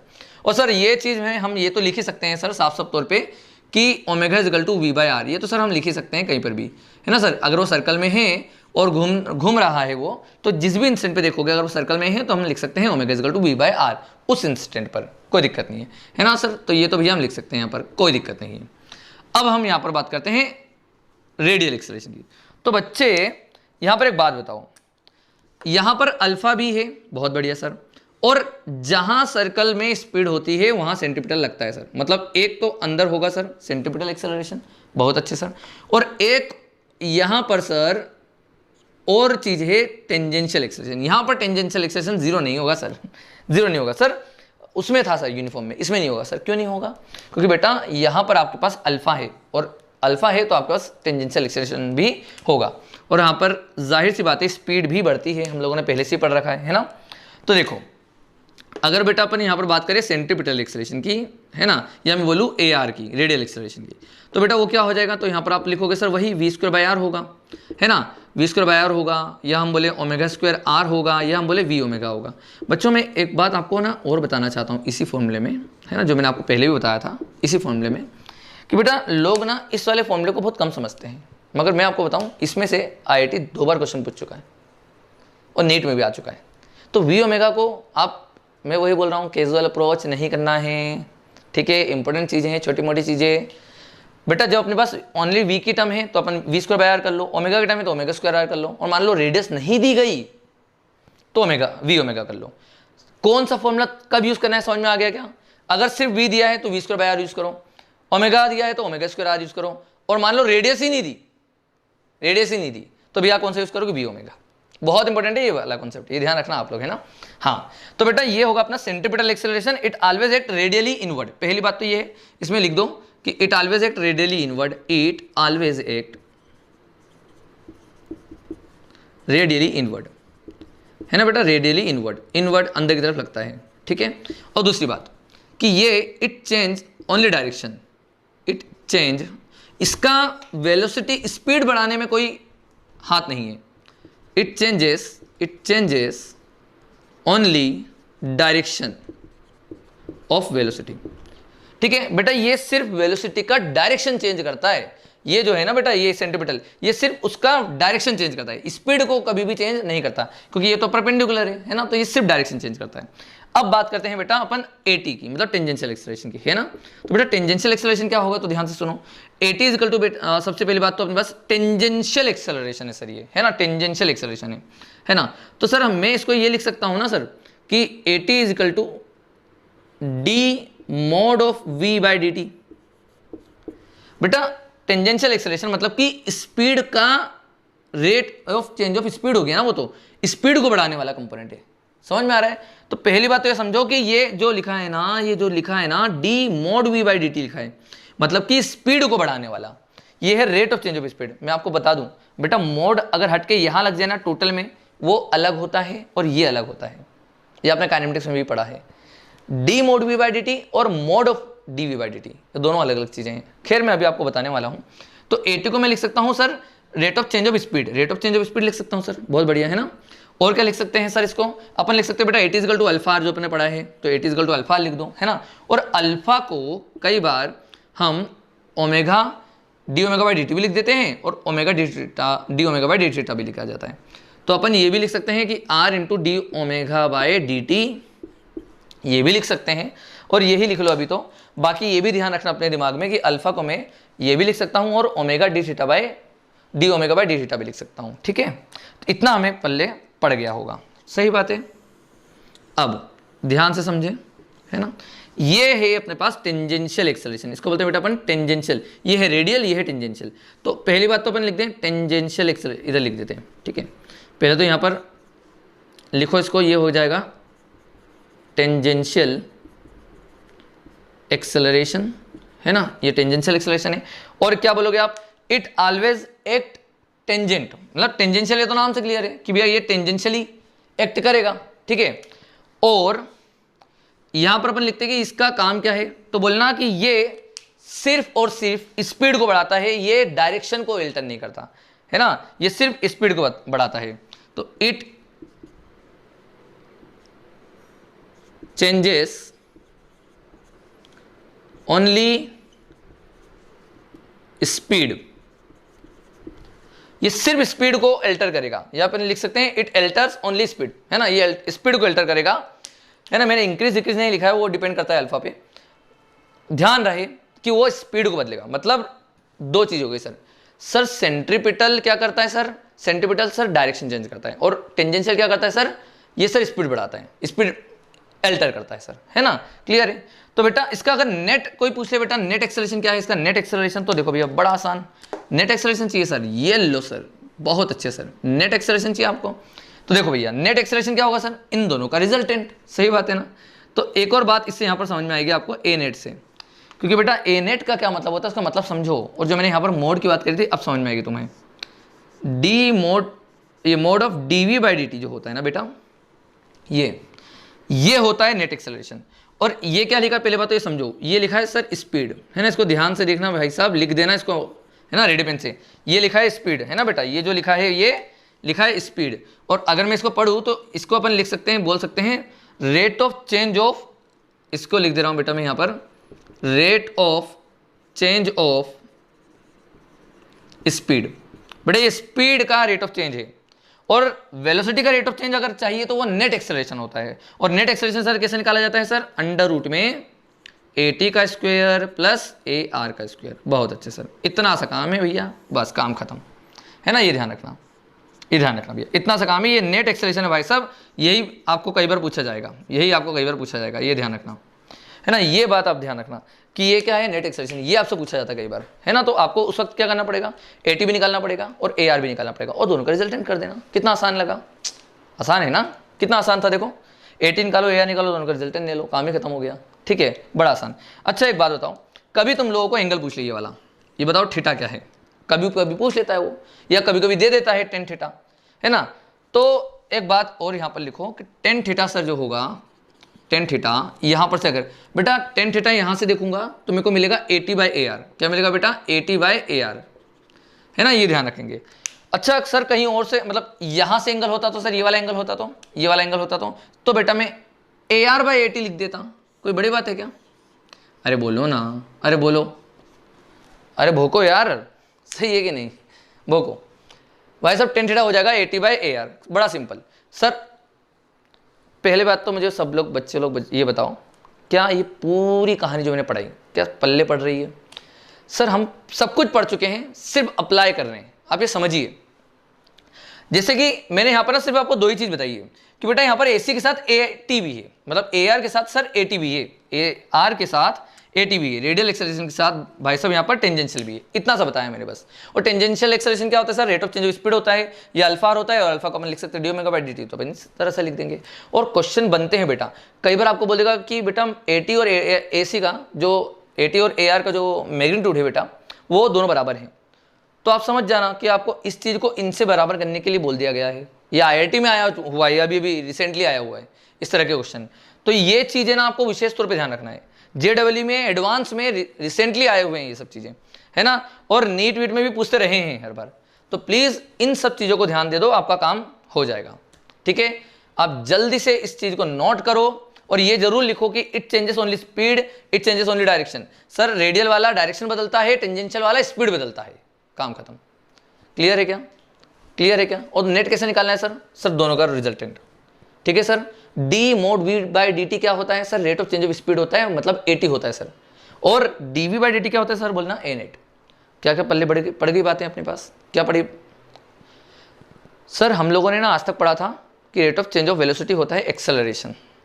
आज हमने पढ़ा कि rate of change of speed भी कुछ चीज होती है और वो होती है टेंजेंशियल एक्सेलरेशन। ये बात ध्यान रखना। ठीक है, चलो आई होप आप लोगों को सब कुछ समझ में आया है। जल्दी से इसको नोट डाउन कर लो और फिर अपन आगे बढ़ते हैं इसके। अच्छा, आगे बढ़ने से पहले बच्चे मैं एक लास्ट चीज यहां पर एड अप करा रहा हूं, यहां पर है ना, उसको भी एड अप कर लो। छोटी सी चीज है ना, नहीं तो अभी रफ कर देंगे हम। ठीक है, इसमें एड अप ये कर लेना कि हम यहां पर रफ कर देना। ठीक है, ये इसको अलग से लिखना बेटा। ये जो सर्कल है ना, इसमें ना कई बार आपको इस तरह से पूछ लेता है कि मान लो यहाँ पर ये पार्टिकल जैसे चल रहा है इस तरह से, और अल्फा अल्फा सब दिया है, आपको अल्फा दिया है, सब कुछ दिया है ना, वो सब दे रखा है। तो आपको एक्सेलरेशन बोलता है नेट एक्सेलरेशन लिख के दिखाओ, नेट एक्सेलरेशन। तो बेटा आप लिखोगे कैसे नेट एक्सेलरेशन? वेक्टर के फॉर्म में लिख के दिखाओ। तो इस तरह से लिख देना, देखो ध्यान से समझना है ना, किस तरह से लिखोगे ध्यान से समझना। एक तो रेडियल है तो लिखना ओमेगा स्क्वायर आर, ये रेडियल हो गया, इनटू अब क्या लिखें इसमें वेक्टर, तो बोलना ER केप प्लस, और ये भी माइनस का आएगा साइन, है ना, इसके अंदर माइनस आएगा, और लिखना V स्क्वायर बाय आर, नहीं V स्क्वायर बाय आर तो हो गया, अल्फा आर, और लिखना है इसमें ET केप। इसका मतलब अब समझ पाओ तो बताओ, समझ में आ रहा हो तो बताओ। देखो ऐसा है बेटा, अपन ना यहाँ पर आई केप जे केप नहीं लिख सकते, अपन यहाँ पर ना बेटा आई केप जे केप नहीं लिख सकते, अपन यहाँ पर आई केप जे केप बेटा नहीं लिख सकते। 2 IMP, 2 important, very very important. यहाँ पर अपन आई केप जे केप नहीं लिख सकते क्योंकि बेटा उसका हर वक्त ये अपना कोऑर्डिनेट चेंज ही करते जा रहे हैं ना, तो आई केप जे केप थोड़ी लिखते जाओगे। तो इसलिए आप क्या लिख दो सीधे सीधे, ये ई केप का मतलब है डायरेक्शन, यूनिट वेक्टर, और आर का मतलब हो गया रेडियल डायरेक्शन। मतलब जैसे हम आई केप लिखते हैं ना, आई केप को हमने किस तरह से डिफाइन करा कि एक्स एक्सिस में है, जे केप को वाई एक्सिस में है, उसी तरह से हमने ER और ET को डिफाइन करा। ER मतलब होता है बेटा रेडियल डायरेक्शन और ET का मतलब होता है टेंजेंशियल डायरेक्शन। क्या पल्ले पड़ गई बात? सर रेडियल डायरेक्शन AC होगी, तो सर यहाँ पर ओमेगा स्क्वायर आर तो अंदर होता है ना, तो इसलिए हमने माइनस क्या लिख दिया, तो माइनस का ओमेगा स्क्वायर आर ER केप, सिंपल है। ठीक है, फिर alpha r, sir alpha r यहाँ पर होगा टेंजेंशियल, तो बेटा ET का केप का मल्टीप्लाई कर दिया। तो ये अपने पास वेक्टर फॉर्म में बहुत इंपॉर्टेंट चीज हो गई है, इसको भूल मत जाना, मैं बता रहा हूं अभी से, इसको भूल मत जाना गलती से भी। समझ में आ रहा है ये फॉर्म को? नहीं तो बच्चा डर जाता है सर ये क्या लिखा है, ये बहुत इंपॉर्टेंट चीज है। ठीक है, मैंने अभी रफ करने से पहले ही मैंने इसलिए सोचा कि पहले बता दूं आप लोगों को। ठीक है यार, नाम भूल जाना खुद का, मगर ये मत भूल जाना, नाम भूल जाना भाई साहब, मगर ये मत भूल जाना, बहुत इंपॉर्टेंट चीजें ये सब चीजें जितना मैंने पढ़ा रखा है। आज का लेक्चर तो मतलब जिस तरह से मैंने आपको पढ़ा रखा है उस तरह से आप में इतना हिम्मत होना चाहिए कि आप किसी और को पढ़ा पाओ, ये ध्यान रखना। और अगर ये कर पा रहे हो तो भैया सक्सेस हो गया, आज का लेक्चर भी सक्सेस हो गया और आपका आज पढ़ना भी सक्सेस हो गया। सर्कुलर मोशन खतरनाक तरीके से आ जाएगा आप लोगों को। ठीक है, इस लेक्चर को 1-2 बार पढ़ो, मैं बोल रहा हूं ना 2-2 बार पढ़ो। आपको ऐसा करना है कि मान लो कि मुझे दूसरे को पढ़ाना हो, आप ऐसा सोचो कि मुझे भैया अगर सर ने बोला कि इस बच्चे को पढ़ाओ, समझ में आ रहा है क्या, तो आप ना तुरंत अभी पढ़ा देता हूं सर, मुझे सारी चीजें याद है, A to Z याद है सर, जिस तरह से आपने पढ़ा रखा है। जिस तरह से ये लेक्चर मुझे कंठस्थ है ना, उसी तरह से आपको भी पूरा लेक्चर कंठस्थ होना चाहिए, और मेनली सेंट्रीपिटल और ये वाले का non uniform uniform circular motion में। ठीक है, ये ध्यान रखना, ये हर जगह पर होता है, omega equal to v by r, है ना, ये चलता है सर्कल में। ठीक, चलो अब इसको रफ कर देता हूं मैं, है ना। चलिए दोस्तों, तो अब हमने जितना भी कॉन्सेप्ट पढ़ा है आज, उन सब पर हम क्वेश्चन कर लेते हैं, जितना भी अभी तक का पढ़ा हुआ है लेक्चर 1 से लेकर अभी तक, है ना, जहां पर भी एप्लीकेशन आएगी सब चीज़ें आज हम क्वेश्चन कर लेते हैं ना। वो भी 2-4-5 क्वेश्चन कर लेंगे हम जल्दी जल्दी, यहाँ पर तुरंत छोटे मोटे होते हैं और आपको समझ में आ जाएगा दोस्तों कि क्वेश्चन इजी आया करते हैं, बहुत इजी आते हैं, और हमने बहुत अच्छे लेवल पर, बहुत डेप्थ में, बहुत क्लियर वे में थ्योरी पढ़ रखी है। ठीक है, चलिए अब अपन क्वेश्चन करते हैं। देखो तुमको पता चल जाएगा बेटा कितना आसान होता है। देखो क्वेश्चन है ना, क्वेश्चन कितने आसान बनते हैं। सर्कुलर मोशन बहुत आसान है। जिससे क्वेश्चन ये आया कि एक डिस्क है जो कि घुमाई जा रही है, और उसका जो एंगुलर वेलोसिटी दे रखा है वो ये दे रखा है। तो पूछा उन्होंने कि अल्फा बताओ, एंगुलर एक्सेलरेशन बताओ एट थीटा इक्वल टू 1 में। ये तो बिल्कुल वैसा हो गया सर कि एक पार्टिकल चल रहा है जिसकी स्पीड दे रखी हो और एक्सेलरेशन पूछा हो, वो भी कहाँ पर, at x equal to something, है ना। बिल्कुल वैसे ही कुछ है यहाँ पर भी। तो देखो बड़ा आसान है, अल्फा निकालना है सर। अल्फा होता है हमारे पास सर, फॉर्मूला होता है हमारे पास अल्फा का, क्या होता है बेटा, डी। अब वैसे होता तो D omega by d T है, और एक होता है omega D omega by d T. सही बात है। अब मुझे तुम लोग बताओगे कि बताओ इन दोनों में से कौन सा यूज होगा, कौन सा यूज होगा बताओ। सर ये वाला, है ना, क्योंकि सर यहाँ पर अपने पास थीटा बीटा है, तो इसलिए हमको ये वाला फॉर्मूला यूज करना है ना। तो सिंपल सी बात है, यहाँ पर अल्फा निकालना है, तो आप बोलो sir omega into d omega by D theta लगा दो। सर अब ओमेगा तो भैया यहाँ पर यही रहा। अब ओमेगा अगर आप निकालोगे तो देखो ये हो जाएगा थीटा का स्क्वायर प्लस 2 थीटा, है ना, into d omega by D theta. तो इसको डिफरेंशिएट करोगे तो ये मिल जाएगा आपके पास 2 थीटा इंटू प्लस 2, ये मिल जाएगा बेटा। क्लियर है। अब आपको क्या, ये जो वैल्यू है अल्फा आपको निकालना है थीटा इक्वल टू 1 पे। तो भैया यहाँ पर सब जगह थीटा की जगह 1 डाल दो, तो ये 1 हो जाएगा। तो ये 1 प्लस 2 कितना हो जाएगा बच्चे, जल्दी बताओ, है ना। ये हो जाएगा 1, ये हो जाएगा 2 इंटू दिस, तो ये हो जाएगा 3 इंटू 4, तो ये हो जाएगा कितना, 12। तो आंसर आपका 12 रेडियन आ जाएगा पर सेकंड स्क्वायर। आसान है यार, इस तरह से क्वेश्चन पूछते हैं वो लोग, कितना आसान है ना। एक और क्वेश्चन कराया था आपको, है ना, एक आईआईटी का जो भी आया हुआ क्वेश्चन है मैं आपको वो भी बता देता हूँ। ठीक है, एक क्वेश्चन लिखो जल्दी से आप लोग, आईआईटी 2010 में आया हुआ है ये। ठीक है, जेडब्ल्यू 2010 में। देखो क्वेश्चन बड़ा आसान, बहुत रद्दी क्वेश्चन पूछे। देखो क्या पूछा उन लोगों ने एक बार कि बताइए, अब दिख रहा है, लाइट आ गई, है ना। चलो, तो उन्होंने पूछा कि भैया एक सर्कल में पार्टिकल घूम रहा है एंटी क्लॉकवाइज डायरेक्शन में। ठीक है सर, बहुत बढ़िया, एंटी क्लॉकवाइज डायरेक्शन में घूम रहा है। तो बताइए उसका एक्सेलरेशन क्या होगा जब वो किसी एंगल थीटा पर होगा और रेडियस आर होगी, तो उसका एक्सेलरेशन वेक्टर बताओ इस जगह पर, किसी भी एंगल थीटा पर। ठीक है, कैसे लिखे भैया, जैसे उन्होंने फर्स्ट क्वाड्रेंट पर बोल रखा है मान लो इस तरह से, तो किस तरह से देखेंगे सर। बड़ा आसान है, बड़ा आसान है सर। और उन्होंने ये भी बोला है हाँ कि ओमेगा कॉन्स्टेंट, इस तरह से बोला है उन लोगों ने। इन दोनों में से कुछ भी चीज़ एक दे दी है, मतलब उन्होंने इसकी स्पीड दे दी है मान लो, है ना, इस तरह से स्पीड दे दी है, वी स्पीड। उन्होंने बोला कि एक सर्कल में एक पार्टिकल यूनिफॉर्म सर्कुलर मोशन कर रहा है। ठीक है, यूनिफॉर्म सर्कुलर मोशन है, तो उसका आपको एक्सेलरेशन लिख के दिखाना है net in a vector form. बड़ा आसान सर, वेक्टर फॉर्म में लिखना है ना सर। इसमें होंगे एक्सेलरेशन सर अंदर की तरफ, क्योंकि यूनिफॉर्म सर्कुलर मोशन है सर, तो टेंजेंशियल वाला एक्सेलरेशन 0 होता है सर, तो वो तो हटा दो, गया वो तो। सिर्फ बचेगा सर आपके पास सेंट्रीपिटल का। तो सेंट्रीपिटल ये आप बोलो में रेडियल एक्सेलरेशन जो है सर, वो हमको पता है यहाँ पर, जिसकी वैल्यू होगी v²/r। सही बात है सर, v²/r होगी। अब बताओ सर, तो हम ये बोल सकते हैं कि देखो v²/r, अब ये आपको दो चीज़ देखना पड़ेगी यहाँ पर, है ना। देखो बताओ, इसमें अगर आप देखोगे तो इस चीज़ के दो कंपोनेंट है, एक इधर एक इधर, है ना। तो ये हो जाएगा v²/r। अच्छा देखो ये थीटा, तो ये एंगल थीटा होगा। ठीक है, तो ये वाला बनेगा इसका कोस और ये वाला बनेगा साइन, तो v²/r साइन थीटा, और ये वाला बनेगा v²/r कोस थीटा। बस आंसर खत्म हो गया। तो यहाँ पर लिख देना v²/r, है ना, कोस थीटा, यहाँ पर हो जाएगा आई कैप, वो भी माइनस के साइन के साथ, है ना, प्लस v²/r साइन थीटा, और ये हो जाएगा माइनस जे कैप के साथ, है ना। इस तरह से लिख दो, या माइनस को आप बाहर भी लिख सकते हो, कोई दिक्कत नहीं है। ठीक है, ये आया था, ये जेईई 2010 का है बच्चे। और नहीं विश्वास तो देख लो भैया, तुम बोलोगे सर इतना आसान आया है, भैया इससे ज़्यादा आसान आए हैं अभी तो। ठीक है, तो ये भी उनमें से एक है। ठीक है, आसान में से। और भी क्वेश्चन पूछे हैं, जल्दी से वो भी देख लेते हैं अपन, है ना। एक और जेईई में क्वेश्चन पूछा गया था, जल्दी से बात कर लेते हैं। एक क्वेश्चन जेईई में पता है क्या पूछा, एक क्वेश्चन ये पूछा गया बच्चों कि बताइए जब पेंडुलम जो होता है ना, पेंडुलम हमारे पास, पेंडुलम, ये चलो इसको थोड़ा सा इधर से बना देते हैं, इस तरह से उन्होंने एक पेंडुलम बनाया, है ना। और उन्होंने बोला कि देखो ये पेंडुलम ना इस तरह से घूम रहा होगा, सर्कल में, आर्क में घूम रहा होगा इस तरह से। अच्छा, मैंने इसके बारे में कुछ क्वेश्चन आपसे पहले भी पूछे थे, याद करो लेक्चर 1 में, याद करो लेक्चर 1 में पूछा थे, है ना। और मैंने आपको बोला था कि बताओ ये यूनिफॉर्म सर्कुलर मोशन है क्या नॉन यूनिफॉर्म, तो आपने आंसर भी दिया था बिल्कुल सही। क्या था sir answer, non uniform circular motion. मुझे कमेंट करके भी बताए थे आप लोगों ने, है ना, नॉन यूनिफॉर्म सर्कुलर मोशन था सर। क्यों, क्योंकि सर इसकी स्पीड यहाँ पर अभी 0 है, फिर ये बढ़ेगी बढ़ेगी बढ़ेगी, यहाँ मैक्सिमम होगी, फिर घटेगी घटेगी 0, फिर वो स्पीड का सर बदल रहा है, यहाँ पर स्पीड बदल रही है, तो नॉन यूनिफॉर्म सर्कुलर मोशन होगा। बहुत बढ़िया सर, कोई दिक्कत नहीं है ना। हाँ, तो क्वेश्चन इन लोगों का ये था, जेडब्ल्यू का क्वेश्चन है ये भी, है ना। क्वेश्चन ये था कि नेट एक्सेलरेशन कहाँ होगा, नेट एक्सेलरेशन कहाँ होगा, और उन लोगों ने कुछ इस तरह से बना रखे थे, उन्होंने इस तरह से ऑप्शन बना रखे थे, है ना। जो नेट एक्सेलरेशन होगा वो होगा इस तरफ, है ना, इस तरह से दिया रखा था पहला ऑप्शन। दूसरा ऑप्शन दिया रखा था आपको नेट एक्सेलरेशन होगा इधर की तरफ। तीसरा ऑप्शन दिया रखा था नेट एक्सेलरेशन होगा इधर की तरफ, और चौथा ऑप्शन दे रखा था नेट एक्सेलरेशन होगा इधर की तरफ, है ना। इस तरह से 4 ऑप्शन दिए थे, 1 2 3 4, है ना बच्चे। तो आपको बताना था इनमें से कौन सा सही है।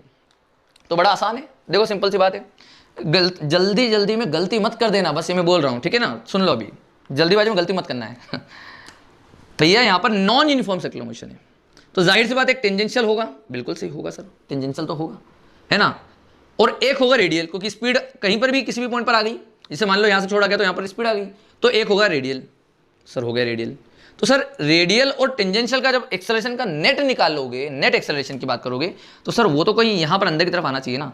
तो मतलब सर ये भी गलत है, ये तो अंदर बोल दिया, रेडियल बोल दिया गलत, ये टेंजेंशियल बोल दिया ये भी गलत, सर ये नीचे की तरफ बोला है जी ये भी गलत। आंसर होगा सिर्फ ये, क्योंकि हॉरिजॉन्टल में, हॉरिजॉन्टल के करीब, मतलब इन दो ही वेक्टर के बीच में होना चाहिए।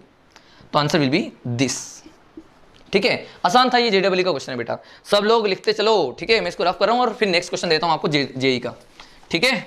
चलो एक क्वेश्चन बेटा आपके पास जेई 2010 में पूछा गया था, 2010 था या 2012 था, शायद ये 12 था, 2012 में 2012 में क्वेश्चन पूछा गया था। बहुत लल्लू क्वेश्चन, आप सुनो, बहुत मजेदार है ना।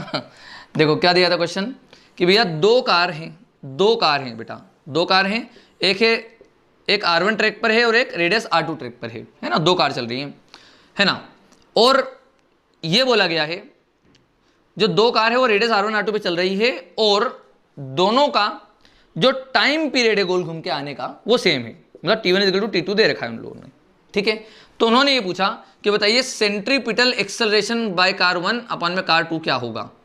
Centripetal acceleration of car 1 upon में कार 2, मतलब रेशियो ऑफ सेंट्रीपिटल एक्सेलरेशन पूछा हुआ था। तो ये क्या होगा पूछा था, सोचो भैया कितना लल्लू क्वेश्चन। अच्छा इनका मास m1 m2 दिया हुआ है ना, कार का जो मास है यहाँ पर जो मास है बेटा वो m1 कार, यहाँ पर जो मास है वो m2 कार, ये भी दिया हुआ है, फुकट की चीजें हैं, ठीक है। तो सेंट्रीपिटल एक्सेलरेशन का रेशियो क्या होगा ये पूछा था। अब मेरी बात सुनो, centripetal acceleration, sir centripetal acceleration के 3 फॉर्मूले, सर v²/r, ω²r, है ना, और v ओमेगा। बताओ भैया कौन सा यूज कर लूँ, बताओ जल्दी कौन सा यूज करूँ, कौन सा यूज करें जल्दी बताओ। बेटा जो दिया हो वो यूज करो, ज्यादा अच्छा है। बेटा टाइम सेम है तो ओमेगा सेम होगा, इतना तो हमारे पल्ले पड़ता है, और ओमेगा सेम होगा तो सर आप ये वाला यूज कर लो ना। और अब देखो कितना आसान हो गया, अगर ओमेगा सेम है तो सेंट्रीपिटल एक्सेलरेशन डिपेंड करेगा सिर्फ r पे, तो आंसर हो जाएगा कितना बेटा R1/R2, काम खत्म। एक लाइन का आंसर भी नहीं है, एक लाइन का भी नहीं, बताओ ये आंसर आ गया सीधे। समझ में आया कितना आसान है ना। ये JEE 2012 का है। सोचो एक और क्वेश्चन कराता हूं मैं आपको, ठीक है, एक और क्वेश्चन कराता हूं। चलिए दोस्तों ये क्वेश्चन जो मैंने आपके सामने लिखा है जल्दी से आप इसको पढ़ो और इससे सोल्व करो। क्या क्वेश्चन दिया है कि what happen with the acceleration of the particle revolving in a uniform circular motion. पहली बात तो क्या बोला है, एक्सेलरेशन, है ना, नेट एक्सेलरेशन की बात करिए।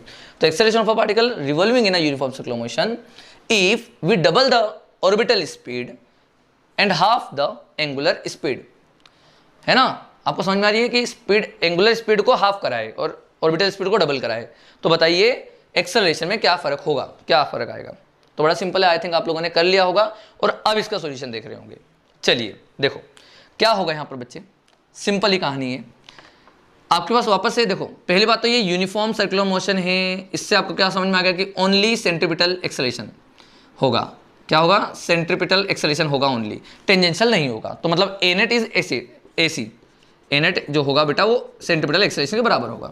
और सेंट्रीपिटल एक्सेलरेशन के सर 3 फॉर्मूले होते हैं, और सर हम कौन सा यूज करें। अच्छा उन लोगों ने क्वेश्चन में दिया है सर v को देखा जाए तो ऑर्बिटल स्पीड, मतलब v को डबल करा और ओमेगा को आधा कर दिया, कुछ पल्ले पड़ा, कौन सा लगाना चाहिए फॉर्मूला, ω²r नहीं, v²/r नहीं, क्योंकि रेडियस ही नहीं है, तो क्या लगा दें v ओमेगा। अब मुझे बताओ यार तुम लोग कि अगर मैंने इसको डबल करा, ओमेगा को आधा कर दिया, तो वापस से मेरा जो a' आएगा वो AC की तो बराबर हो जाएगा, मतलब सेम रहेगा। आंसर बोलेंगे sir same, remains same, sir same रहेगा। सिंपल सी बात है, इस तरह से क्वेश्चन पूछे जाते हैं। आसान था, ठीक है ना। तो बेटा मैं अब आप लोगों को एक क्वेश्चन जो है, 2 क्वेश्चन मैं आपको होमवर्क में देने जा रहा हूँ। आपको वो होमवर्क में जो क्वेश्चन देने वाला हूँ उसका यहाँ पर अब स्क्रीनशॉट आने वाला है आपके सामने। आप सब लोगों को वो 2 क्वेश्चन करके रखना है नेक्स्ट लेक्चर से पहले, और इसके सॉल्यूशन मैं आपको नेक्स्ट लेक्चर में बता दूंगा, ठीक। और मुझे प्लीज़ ज़रूर बताइएगा कि आज का लेक्चर आप लोगों को कैसा लगा, मज़ा आया कि नहीं आया, आज का लेक्चर मतलब वो फील आया कि नहीं, जिस तरह से मैंने आपको बोला था कि यहाँ पर फिजिक्स में जो सेंट्रीपिटल जो सर्कुलर मोशन की जो फीलिंग है वो मैं आपको दिला दूंगा। तो सच में भी आपको आई है कि नहीं, सच में समझ में आया कि नहीं आज का लेक्चर बहुत अच्छे से, है ना। आया तो भाई सब लाइक करना और कमेंट करके ज़रूर बताना, है ना, और शेयर करना बहुत अच्छी बात है, ठीक है। चलिए, तो आज का लेक्चर यहीं पर समाप्त करते हैं। Thank you.